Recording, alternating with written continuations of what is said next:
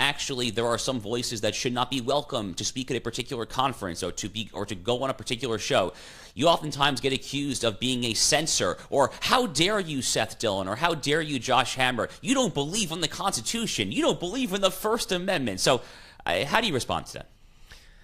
Well, you have to make a distinction between things that are different. You know, if an organization decides not to invite you or not to invite me because, you know, our views or values are at odds with theirs, or, you know, they just don't like us, they have every right to make those decisions themselves. You know, you're not entitled to anybody's platform.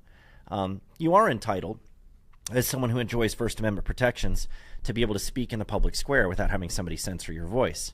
But those are two very different things. You know, that having access to the public square, the free marketplace of ideas to try to advance your ideas, is very different than having access to someone else's show or someone else's stage, because those things are not the public square. Most of them are self-described Christians, and then the Christian Zionists who are, well, Christian Zionists. Like, what is that? Right. And I can just say for myself, I dislike them more than anybody.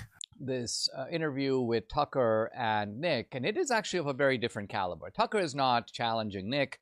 Tucker is doing his usual, well, I guess Debbie's going to jump at this, but he's doing his usual kind of fluffer routine, which is he has these guests, and what he's doing is he's just massaging them and building them up.